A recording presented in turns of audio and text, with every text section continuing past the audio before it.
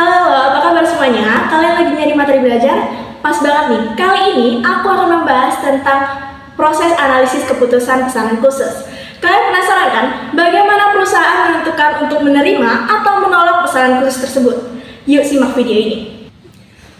Pertama-tama, kita harus tahu apa itu pesanan khusus. Pesanan khusus adalah permintaan pelanggan yang berbeda dari standar, produk atau layanan yang ditawarkan oleh perusahaan.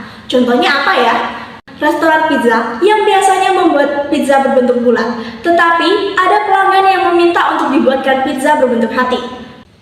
Tapi tunggu dulu, perusahaan gak asal menerima pesanan tersebut loh, ada proses analisisnya. Sekarang kita akan masuk dalam langkah-langkah. Langkah pertama, identifikasi biaya yang relevan. Biaya relevan adalah biaya yang akan berubah karena pesanan khusus ini. Contohnya, tambahan bahan baku, waktu kerja karyawan, atau bahkan pembelian alat baru. Kalau ada biaya yang nggak berubah, seperti biaya sewa gedung, itu nggak relevan ya. Langkah kedua, periksa kapasitas produksi. Apakah perusahaan punya cukup waktu dan sumber daya untuk menyelesaikan pesanan tanpa mengganggu produksi reguler? Kalau ternyata harus lembur atau mengorbankan pesanan lain, perlu dihitung dulu untung dan ruginya. Langkah ketiga, hitung keuntungan dari pesanan. Apakah harga yang ditawarkan pelanggan cukup untuk menutup biaya tambahan tadi? Jangan lupa, keuntungan yang didapat harus sebanding dengan usaha dan resiko yang diambil perusahaan. Langkah terakhir, pertimbangkan dampak strategisnya. Apakah pesanan ini bisa membuka peluang bisnis baru atau malah bisa merusak hubungan dengan pelanggan yang lain? Jadi, menerima atau menolak pesanan khusus tersebut adalah keputusan strategis. Perusahaan harus menghitung untung dan ruginya sekaligus dampaknya di masa depan. Sudah lebih paham kan prosesnya? Nah, coba kalian pikirkan kalau kalian menjadi pemilik perusahaan, apa yang perlu kalian pertimbangkan? Tulis pendapat kalian di kolom komentar ya. Jangan lupa, di video selanjutnya kita akan membahas tentang contoh proses analisis keputusan pesanan khusus biar kamu makin jago. Sampai jumpa! Halo teman-teman, selamat datang kembali di video ini. Kalau di video sebelumnya kita sudah membahas mengenai proses analisis keputusan pesanan khusus, kali ini kita akan membahas contoh kasusnya. Misalnya nih, ada perusahaan roti bernama Delicious Bread. Mereka biasanya memproduksi roti standar dengan harga jual 10.000 per buah. Tapi suatu hari, ada pelanggan yang meminta 500 roti dengan bentuk hati dan rasa khusus untuk acara besar. Pelanggan menawarkan harga 12.000 per buah. Tapi tunggu dulu, apakah pesanan ini harus diterima? Perusahaan harus melakukan analisis menggunakan langkah-langkah yang sudah kita bahas sebelumnya. Langkah pertama, identifikasi biaya yang relevan. Untuk memproduksi satu roti standar, biaya variabelnya adalah 7.000. Namun, karena bentuk dan rasa roti berbeda, perusahaan butuh cetakan baru seharga 1 juta. Biaya tambahan cetakan ini dihitung per roti. Jadi, 1 juta dibagi 500 roti, sama dengan 2.000 per roti. Artinya, total biaya relevan per roti adalah 7.000 ditambah 2.000, sama dengan 9.000. Karena harga yang ditawarkan pelanggan adalah 12.000, maka keuntungan per roti adalah 12.000 dikurangi 9.000, sama dengan 3.000. Kalau perusahaan menerima pesanan 500 roti, total keuntungannya adalah 3.000 dikali 500, sama dengan 1.500.000. Langkah kedua, periksa kapasitas produksi. Saat ini Delicious Bread punya kapasitas produksi 2.000 roti per hari, dan mereka hanya menggunakan 1.500 kapasitasnya. Artinya, masih ada ruang untuk memproduksi pesanan khusus ini tanpa mengganggu produksi reguler. Langkah ketiga, pertimbangkan dampak strategis. Pesanan ini bisa jadi peluang untuk menarik pelanggan baru atau membangun reputasi perusahaan sebagai pembuat roti yang fleksibel. Tapi perusahaan juga harus memastikan bahwa pesanan ini tidak mengganggu operasional reguler.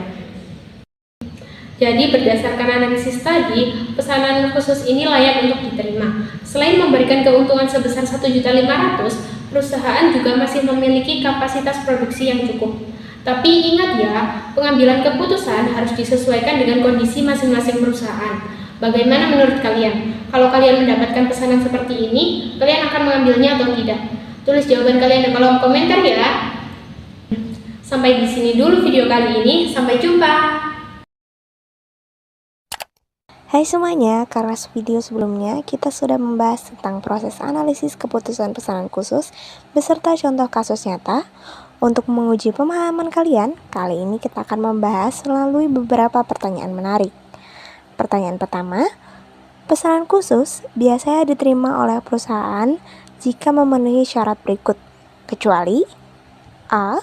Pesanan memberikan kontribusi margin positif. B.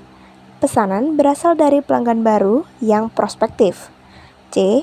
Pesanan menyebabkan kapasitas produksi perusahaan melebihi batas. D. Pesanan tidak mengganggu pelanggan reguler.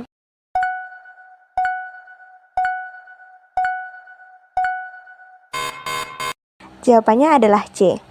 Karena pesanan khusus adalah pesanan di luar aktivitas normal perusahaan yang biasanya diterima jika memberikan kontribusi margin positif, berasal dari pelanggan prospektif, dan tidak mengganggu pelanggan reguler. Jika pesanan melebihi kapasitas produksi, perusahaan harus mempertimbangkan resiko biaya tambahan. Pertanyaan kedua, faktor utama yang perlu dianalisis dalam menerima pesanan khusus adalah A. Dampak terhadap hubungan pelanggan reguler. B. Harga pokok produksi tambahan. C. Biaya tetap perusahaan. D. Semua jawaban benar.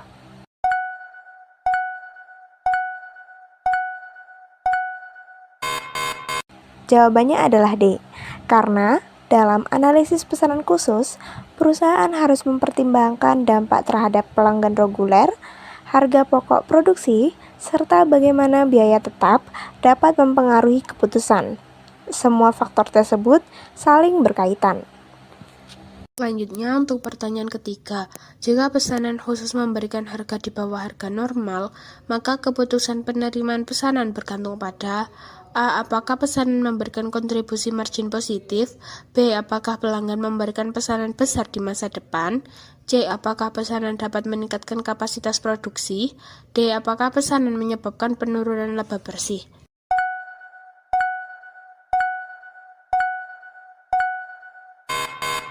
Jawabannya adalah A. Meskipun harga pesanan khusus lebih rendah dari harga normal, perusahaan dapat menerima pesanan jika memberikan kontribusi margin positif. Selanjutnya untuk pertanyaan keempat, dalam analisis pesanan khusus, biaya yang relevan adalah A. Biaya tetap yang dialokasikan ke produk. B. Biaya tetap yang tidak berubah akibat pesanan. C. Biaya variabel langsung yang terkait dengan produksi pesanan. D. Biaya tetap yang terkait dengan aktivitas reguler.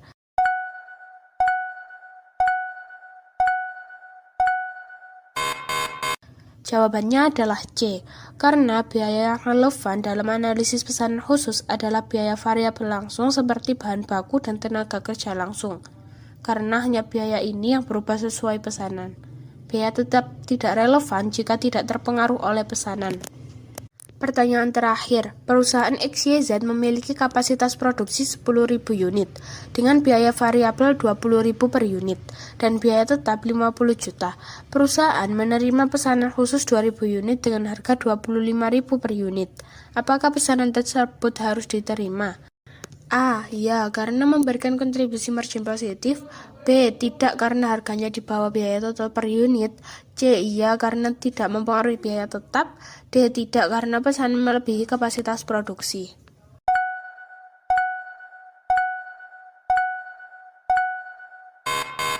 Jawabannya adalah A.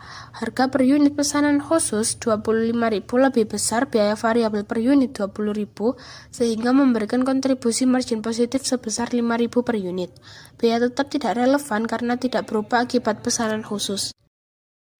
Jadi, dalam menganalisis pesanan khusus, kita harus mempertimbangkan variabel biaya kontribusi margin positif, kapasitas produksi, dan dampaknya pada pelanggan reguler. Dengan cara ini, perusahaan dapat mengambil keputusan yang tepat. Sampai di sini dulu video kali ini. Sampai jumpa.